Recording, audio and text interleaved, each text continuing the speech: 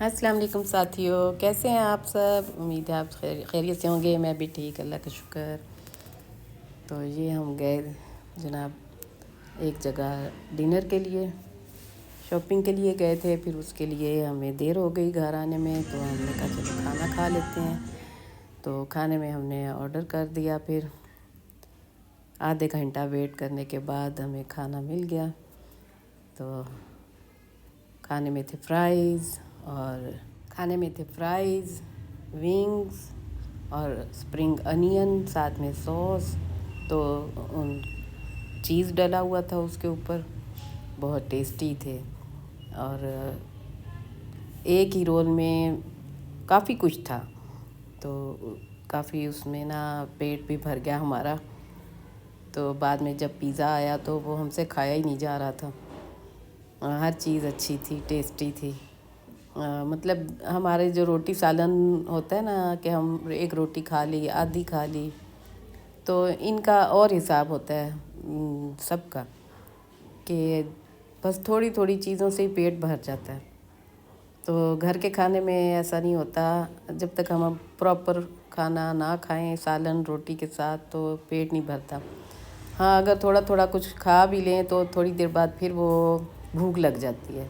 اس لیے گھر کا پراپر کھانا ٹائم پہ کھائیں تو پھر سارا دن بندہ ایک ٹائم سے دوسرے ٹائم تک کھانے سے آزاد رہتا ہے۔ ورنہ تھوڑا سا کھا لو نا ناشتے میں تو پھر دوپہر تک بار بار بھوک لگتی رہے گی، اور پھر بندہ کچھ نہ کچھ کھاتا رہتا ہے۔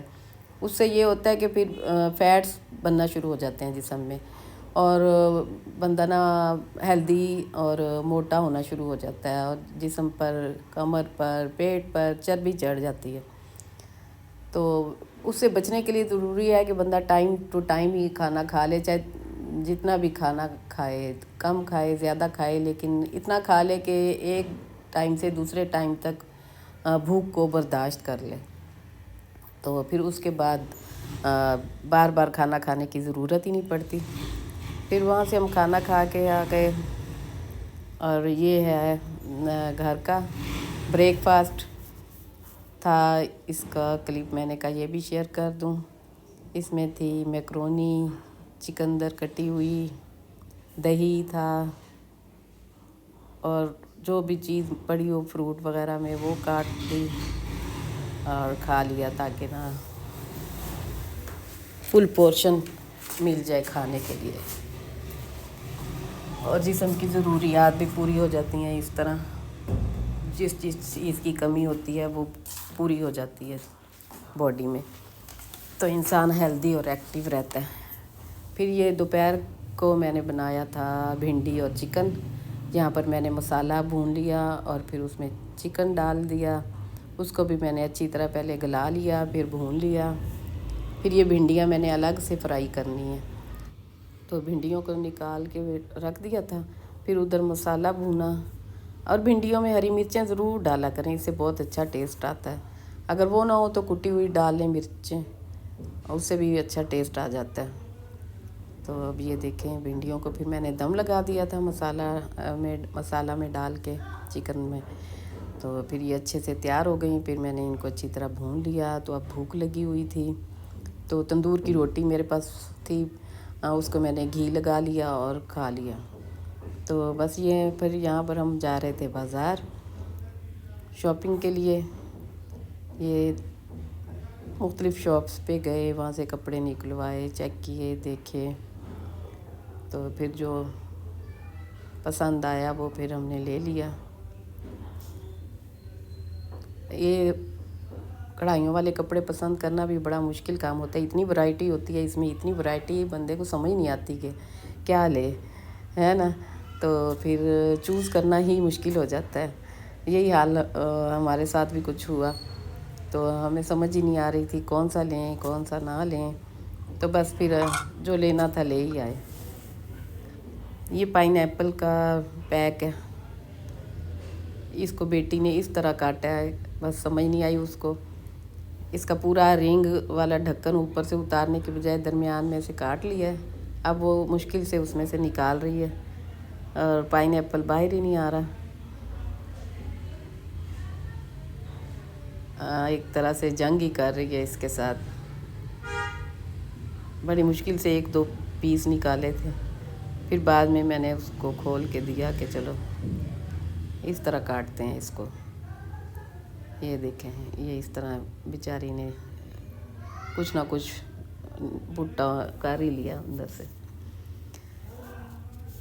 तो ये फिर बेटी ने बनाया सूप। उसके लिए सूप के लिए ये बेकरी से लाए थे एक लंबा सा डबल रोटी का पीस, जो सूप के साथ खाया जाता है, या इसको गार्लिक ब्रेड भी बना सकते हैं। उसको काटा इस तरह पीसेस में, और चिकन के भी पीस कर लिए, और उसमें फिर हमने डाला चिकन में सूप, सोया सॉस, सिरका। उसके पकाने में भी डाला और खाने में भी, अगर जो जो चीज़ कम थी वो फिर उसमें डाली, तो बहुत टेस्टी सूप बना। सर्दियों में तो ज़रूर बनाना चाहिए। इसमें चिकन डाला था और सब्ज़ियां डाली थी, गाजर वगैरह, सैलड के पत्ते, कैबेज, जो भी घर में पड़ा हो बस डाल दें सूप में।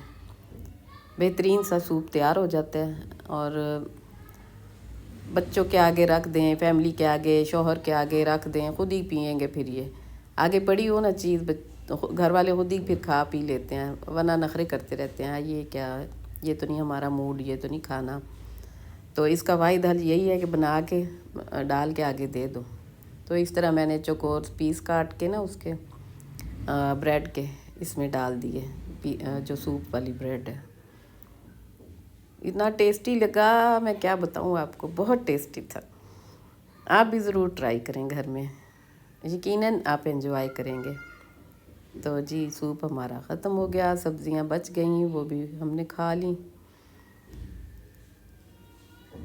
इस तरह फिर वीडियो पसंद आए सब्सक्राइब कर दें, लाइक कर दें, शेयर कर दें जनाब। आप देख भी लिया करें कि कितनी मेहनत से वीडियो तैयार होती है। शूट करने में भी काफ़ी टाइम लगता है, और फिर आगे वॉइस ओवर करना, फिर थंबनेल बनाना, और आइडियाज़ बीच में डालना इसके कि ये काम ये इस तरह से हो जाए, वो उस तरह से हो जाए। तो ये बेटी के लिए गजरा लाई, उसको बहुत अच्छे लगते हैं फूलों वाले गजरे। जब भी मुझे कहीं नज़र आ जाए तो फिर मैं ले आती हूँ। अच्छा, फिर डेंटिस्ट के पास जाना था, वहाँ चले गए। फिर कुछ फ्रूट वगैरह लाई, उसको खा लिया, और जो बच गया वो फिर मैंने इसमें डाल दिया, क्योंकि इधर उधर शॉपरों में रखने से, अब सर्दी है, ख़राब भी नहीं होता फ्रूट। फिर मैं इसी तरह डिब्बे में बाहर ही फ्रिज के रख देती हूँ, फ्रिज में नहीं रखती, क्योंकि इतनी जल्दी ख़राब भी नहीं होती चीज़ें, और बाहर ठंडी चीज़ें खाई भी नहीं जाती फ्रिज की। तो इसी तरह डिब्बे में डाल के बाहर ही रख देती हूँ, और फिर जिसका जी चाहे खा ले, आज खाए कल खाए, और ना खाए तो फिर फ्रूट चाट में तो खा ही लेंगे। बस इनके मुंह में नहीं डालना है निवाले, वरना तो बस कसर नहीं छोड़ते बच्चे है ना। और ये फिर थोड़ी सी ग्रोसरी ली थी, पत्ती, बिरयानी मसाला, सर्फ, और ये मैं सब ब्रांड जो जो यूज़ करती हूँ, जिस ब्रांड की जो चीज़ यूज़ करती हूँ वो ये है। तो डालडा ऑयल मैंने छोड़ दिया हुआ है यूज़ करना, अब मैं कैनोलीव यूज़ करती हूँ। और माचिसें वगैरह मैं इस तरह शॉपर में डाल के ना, फालतू जो होती हैं वो हैंग कर देती हूँ, इससे ये नमी से बची रहती हैं, और अंदर ना नमी नहीं जाती, तो जलाने में आसानी होती है। सर्दी भी है तो अच्छी तरह फिर ना कवर रहती हैं ये।